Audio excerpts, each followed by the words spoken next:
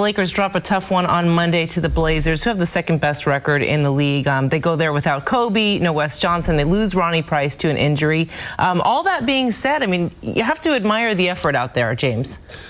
Absolutely. I mean, they came out with the effort they needed. You know, it's funny when you miss players, you just naturally get into playing the team kind of basketball. And they did that. They out-rebounded Portland. Portland only shot 39%.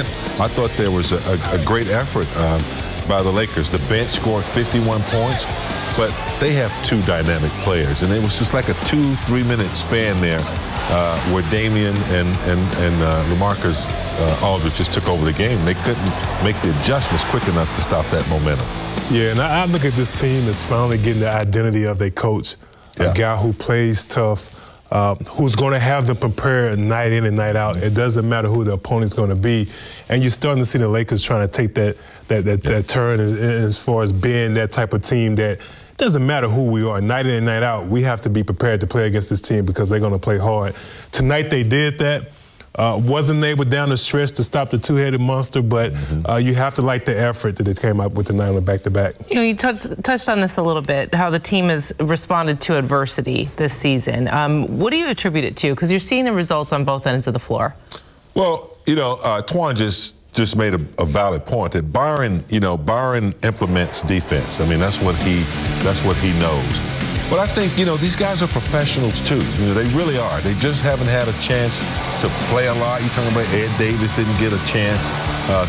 Swaggy P's finally on a team where, you know, it's a good team.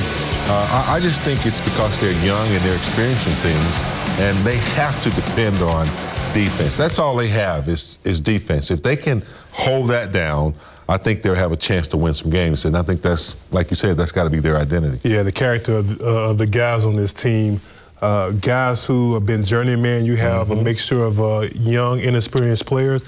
And I felt once they kind of got their inexperience out the window and understood what Byron Scott wanted out of them as a team, you would see them play better. But the most important thing, they're playing together as a team on a more consistent basis. So I just felt like, you know, we got a bunch of guys who understand the game, who've been in certain places but just quite didn't fit, and now they're starting to fit on the Byron Scott system. How about Jordan Hill?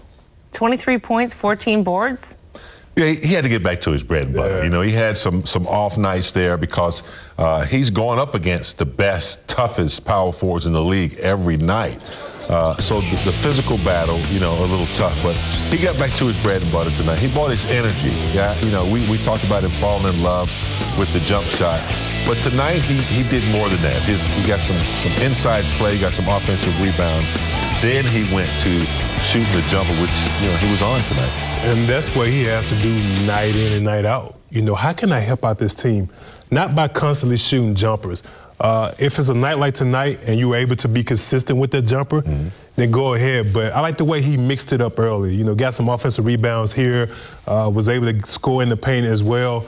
I still would like to see him do that pump fake off that jump shot, then go in there and create some easy layups, or even get to the foul line. When the last time you seen Jordan Hill at the foul line? So it's been a while. Still got a little bit ways to go, but I definitely like the way he was able to mix it up tonight. Did Jeremy Lin look like he's settling into you? I know there's nothing spectacular on the stat sheet from Monday night, but it seems that he's been steady off the bench.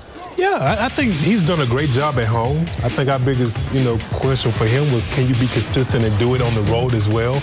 But he has to understand, in the Western Conference, night in and night out, is no nights off whatsoever. So that alone is very tough. But I'm starting to like what I'm seeing as far as him being consistent, being able to, not worry about how many points I scored, but getting the guys into the offense, defensively being sound as well. So he's starting to do a better job of that as well. Yeah, shot 50% on Monday night, 14 points, and he's consistent off the bench.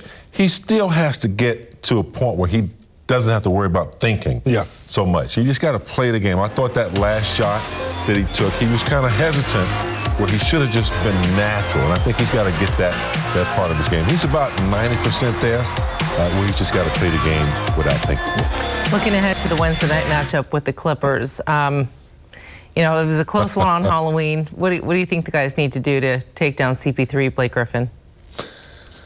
It's going to be difficult. You know, they played, you know, Damian and Aldridge, you know, on Monday night, and Wednesday they're going to have another 1-2 match. They got to get to Chris Paul. I mean, he's not super quick, but he knows how to get to places on the floor. You got to, you know, the thing the Lakers have to do, they have to have some resistance on these guys and not let them get into their comfort zones, whether that's trapping, getting the ball out of their hands, making them work a little bit harder. And Griffin, you can't turn it over. You can't turn it over against the Clippers, so they're going to be off and running. That's a dunk show if you turn it over. Yeah, transition is a big key. This team feeds off Blake Griffin, DeAndre Jordan dunking the ball.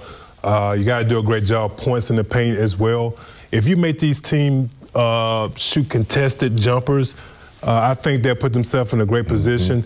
And don't let their bench come in and take control of the game. I think if they're able to do those things, it should be a tough game for them. Yeah, don't let them get the momentum with the dunks going. No, not at all.